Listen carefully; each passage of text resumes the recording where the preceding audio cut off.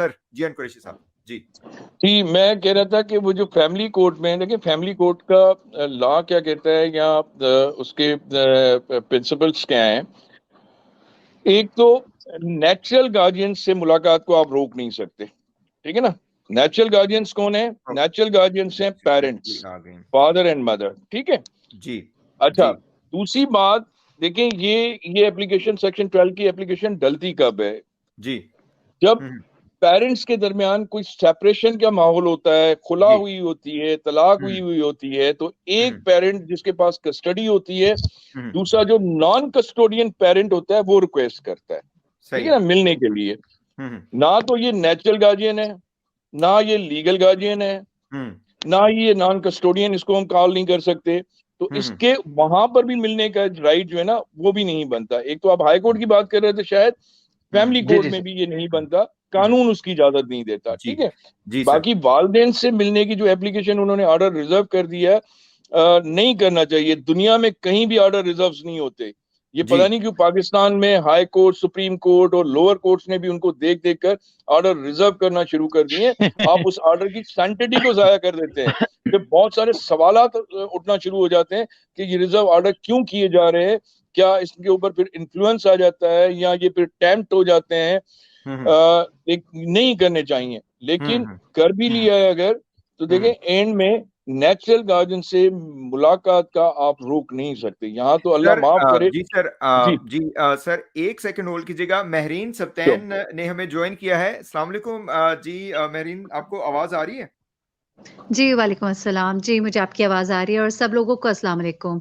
वालेकुम वालेकुम। अस्सलाम। बहुत ही शुक्रगुजार हैं महरीन सिस्टर आपके कि आपने टाइम निकाला। आज हम सारे लोग यहाँ पे जमा हैं और एक तो हम जो माइनर बच्ची का केस है, हमारे लेजेंड जियान कुरैशी साहब, उनसे हम फायदा उठा रहे हैं। और मैं तो मुझे वाकई समझ नहीं आ रही मैं बात क्या करूं। इतने सारे सहाफी, वकला और पता नहीं क्या क्या कुछ इधर इकट्ठे हैं, तो मुझे समझ नहीं आ रही। लेकिन महरीन आपका बहुत बहुत शुक्रिया अदा करता हूँ। महरीन सिस्टर, आप हमें ये बताएं कि ये जो आपने सुना होगा, ये जो कजाबा गैंग जिसको हम कहते हैं, इन्होंने आपके ऊपर तो बहुत ही ज्यादा तोपें कसी हुई हैं और इसी तरह बुशरा, शकील, नजम, जारा, सारे ऊपर और सबके ऊपर।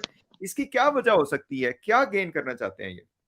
जी, डॉक्टर साहब पहले तो आपका शुक्रिया फॉर हैविंग मी हियर और सब लोग माशाल्लाह मैं देख रही हूँ जो सबके सब फ्रंट फुट पर हैं इस वक़्त इस केस जी में, सब जी यहाँ पर इस वक़्त मौजूद हैं, तो ये बहुत ही अच्छी बात है। आई थिंक कि ये बहुत पहले हो जाना चाहिए था, लेकिन जी चलें देर आए दुरुस्त आए।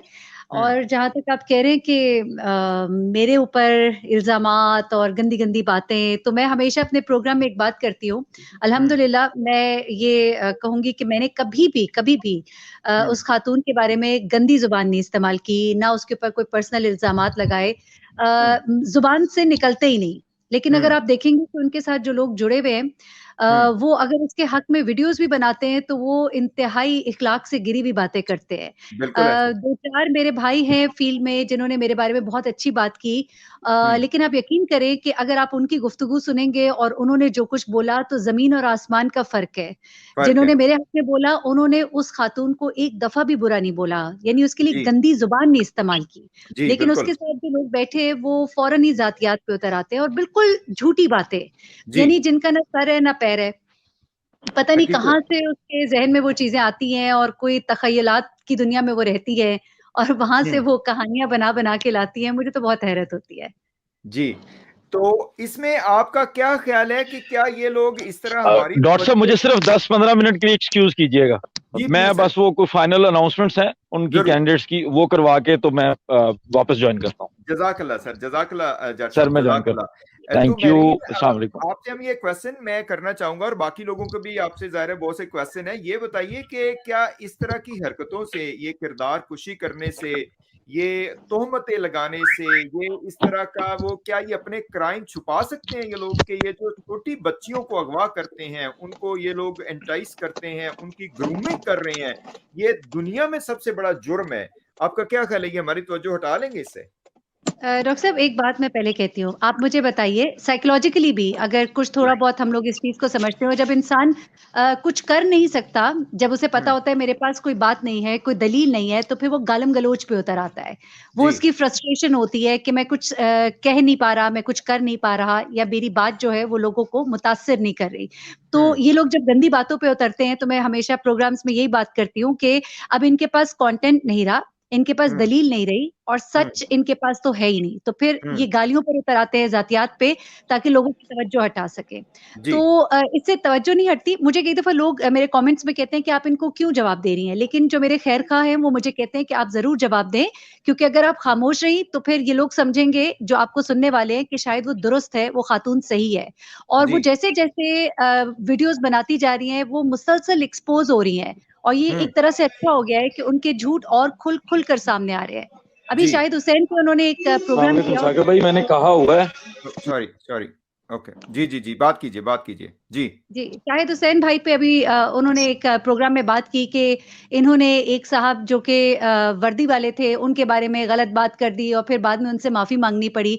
तो पता नहीं कोई इनको समझाए मोहतरमा को, कि जब हम्म स्टोरी चल रही होती है, स्टोरी डेवलप हो रही होती है, हम्म हम जो जर्नलिस्ट हैं हम इस बात को समझते हैं, जब नया केस आता है तो उसमें शुरू में कुछ मालूमात होती हैं, फिर बदलती हैं, फिर बदलती हैं। जिस तरह हम्म शुरू में बच्ची के बारे में हमें सिर्फ ये पता था कि वो अगवा हुई है, फिर हम्म हमें वो निकाहनामा जब सामने आया तो स्टोरी थोड़ी सी बदली, फिर उसके जी बाद मैंने दोबारा से ये बात कही कि बच्ची जो है वो माइनर है, चाहे वो हम्म मर्जी से गई हो तो तब हम्म भी ये अगवा है, क्योंकि बच्ची हम्म माइनर है। मेरी हम्म जिन कुरैशी साहब से इस पे बड़ी डिटेल में बात होती रही है, और उन्होंने भी मुझे पूरा ये केस समझाते हुए ये बात बताई कि अगर हम्म ये बच्ची 18 साल की भी हो गई, हम्म तब भी हम्म हम्म इस शख्स के खिलाफ, यानी ज़हीर और शब्बीर के खिलाफ केस उसी वक्त के मुताबिक चलेगा जब ये हम्म अगवा हुआ था, यानी कि जब हम्म बच्ची माइनर थी। तो हम्म 18 साल के होने से केस की हम्म नौयत नहीं बदल जाएगी। तो ये लोग इस चीज़ को समझते नहीं है, ये समझते हैं कि ड्रामा होता है, उसका एक स्क्रिप्ट होता है और वैसे का वैसा परफ़ॉर्म कर दिया जाता है। तो ये ड्रामा नहीं है, ये एक करंट सिचुएशन है, जो हालात और वाक़यात के साथ-साथ बदल रही है, नई मालूमात आ रही हैं, तो उसके मुताबिक चीज़ें बदलती हैं और हम उसको उसी तरह से रिपोर्ट करते हैं। बिल्कुल ऐसे शाहिद भाई अच्छा आपका डॉक्टर साहब, जी सॉरी टू प्लीज जी कट यू। मैं जी मैरीन की एक बात को जो इन्होंने सबसे पहले तो मैं बताऊं कि मुझे इस केस में जाहिर सी बात है कि इंटरेस्ट डेवलप हुआ था, हम्म लेकिन इंट्रोड्यूस मैरीन ने करवाया था फर्स्ट बिल्कुल टाइम। ऐसे ही है, हमें तो पता है सर, जैसे ही क्रेडिट आपको बिल्कुल देखते हैं मैरीन को कि जाता है। और दूसरी बात जो मैरीन ने अभी बात की कि मैंने इनसे डिस्कस किया था, बिल्कुल सही किया था, और मैं एंडोर्स करता हूँ। उसकी एक छोटी सी मैं मिसाल दे देता हूँ। हम्म जुवेनाइल जस्टिस सिस्टम में 18 इयर्स जो है वो माइनर कहलाता है, ठीक है ना। हम्म हम्म उसमें अगर एक दिन पहले भी अगर किसी ने ऑफेंस किया है हम्म और वो केस चलता हुआ, जाहिर सी बात है उसकी 18 से अबव एज हो जाएगी ना। जी बिल्कुल बिल्कुल 18 से अबव हो गई तो फिर वो लेट्स से अगर कैपिटल पनिशमेंट का ऑफेंस है तो उसे कैपिटल पनिशमेंट मिलनी चाहिए, नहीं, क्योंकि हम्म वो एक दिन पहले ऑफेंस हुआ है तो उसमें कैपिटल पनिशमेंट उसे नहीं मिलेगी, क्योंकि वो माइनर था जिस वक्त उसने ऑफेंस किया था। जी तो इसमें क्रिमिनल केसेस में, criminal dispensation of justice system में रेट्रोस्पेक्टिवली अगर किसी ने कोई काम किया तो वो कंटिन्यू रहेगा, भले आप 18 इयर्स हो जाए बच्ची की एज, या बढ़ जाए 20 इयर्स हो जाए, लेकिन वो जो ऑफेंस हुआ है, किडनैपिंग हुई है, उस वक्त हम्म बच्ची की एज जो थी ना वो 18 से कम थी, बल्कि 16 से भी कम थी, 15 प्लस 15 एंड 1-2 मंथ्स थी। तो वो हम्म केस चलेगा और उसकी पनिशमेंट वही मिलेगी जो इस वक्त मौजूद है। अगर वो पनिशमेंट लेट से बदल भी जाती है, अमेंडमेंट भी आ जाती है कानून में, अलीशा तो वो भी अलीशा नजम नजम राइट एक मिनट, नजब अगर नजब लेट से जी फ्यूचर में अमेंडमेंट हो जाती है लॉ में और उसकी हम्म पनिशमेंट कम भी कर दी जाती है, लेकिन नहीं, उसे पनिशमेंट वो मिलेगी जो उसने उस वक्त उस एज में और उस टाइम पे की थी, और उस वक्त जो हम्म पनिशमेंट थी। जी हम्म सही अच्छा जी शाहिद भाई आपका मैरीन सिस्टर से क्वेश्चन है जी सर, मामला ये है कि वैसे जिनको हम इतना लंबा डिस्कस कर रहे हैं वैसे वो डिस्कस करने के काबिल नहीं है वैसे, चूंकि जिस तरह के लोग हैं, अब इस लोगों को झूठा साबित करने के लिए वो हमारा सहारा लेते हैं कि उसने वीडियो में ये कहा था, उसने ये कहा था, उसने ये कहा था। जैसे अभी डीएसपी की बारे में जो बात हुई थी कि सुहैल कपड़ों वाला, जैसे जैसे स्टोरी आगे बढ़ती गई तो हर किसी की जस्तजू मजीद बढ़ती गई कि मामला है क्या। तो उसमें हाईकोर्ट में, चूंकि हमें हाईकोर्ट की तरफ से मीडिया का एक पूरा रूम है जिसमें मीडिया के जितने भी दोस्त हैं सारे अपने मुख्तलिफ चैनल्स के, वहां पूरा दिन वहां बैठते हैं। तकरीबन 2 बजे के बाद का टाइम था, सारे साफी दोस्त चले गए थे, मैं वहां अकेला बैठा हुआ था। मुझे पता चला कि वो जो डीएसपी जिनको सफेद कपड़े वालों को हम तलाश कर रहे हैं, वो तो हाईकोर्ट के सिक्योरिटी इंचार्ज हैं। अच्छा, वो कभी पब्लिक में नहीं आते, वो एक अलग रूम उनको लॉकअप के साथ मिला हुआ हाईकोर्ट में एक कोने पे, तो वहीं अंदर ही रहते थे। तो उसके बाद फिर मैं जिनके बारे में ये तारीफ करती हूँ, वैसे वो मेरे दोस्त हैं, मैं तो उनकी बड़ी रिस्पेक्ट करता हूँ, मुझसे सीनियर है, वो मुझसे पहले इंटरव्यू लेने गए थे उनका, वो लेके इंटरव्यू लेके निकले और मैं बाद में गया, मैंने उनसे बात की। मैं पूरी वो बात जो वीडियो में आप देख भी चुके हैं, सिर्फ 1 मिनट के लिए लोगों को बताने के लिए कि कल इन्होंने गलत बयानी क्या की, कि वो जैसे मैं अंदर गया तो मैंने एक पुलिस वाले से कहा, यार वो मुझे महमूद साहब से मिलना है। उन्होंने कहा चले जाओ अंदर, तो ऐसा थोड़ी है। मैंने गेट नॉक किया, मैं अंदर, उन्होंने कहा हाँ शायद हुसैन हो ना, आ जाओ अंदर, अंदर आ जाओ।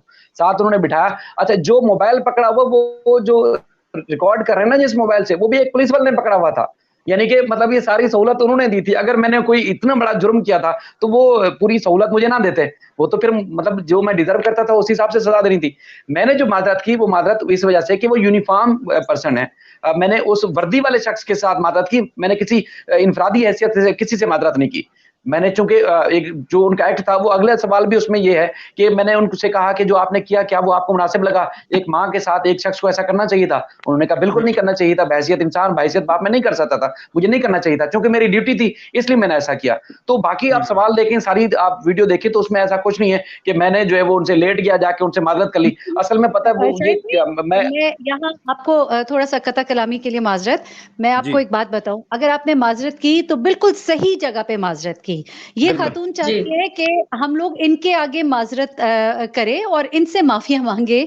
पता नहीं कहाँ की ये प्रिंसेस है और क्या इन्होंने कारनामा किया है। माँ बाप के सीने पे जो उन्होंने जिस तरह के अंगारे जो है इन्होंने रखे, और बच्ची को सामने लाकर जिस तरह का इंटरव्यू किया, जिससे आप सोच सकते हैं कि माँ बाप के दिल पे क्या गुजरी होगी, और वहां पे वो मुस्कुरा रहे हैं और विक्ट्री के साइन बना रहे हैं। माफी तो इसको मांगनी चाहिए माँ बाप से, माफी तो इसको मांगनी चाहिए पूरी कौम से, माफी मांगनी चाहिए इसको कि मैं इस तरह से किसी मजलूम को यूं मजाक उड़ा सकती हूँ और पूरी दुनिया के सामने सोशल मीडिया पे बैठ के, कि ना सिर्फ पाकिस्तान, पूरी दुनिया देखे कि पाकिस्तान में ऐसे लोग हैं जो मजलूम माँ बाप का यूं मजाक उड़ाते हैं। तो माफी मांगने के लायक तो मतलब ये खातून है, इसको माफी मांगनी चाहिए और फिर सोचना चाहिए मुझे माफी मिलेगी भी कि नहीं मिलेगी। बड़ी माजरत के साथ मैं सख्त अल्फाज इस्तेमाल कर रही हूँ।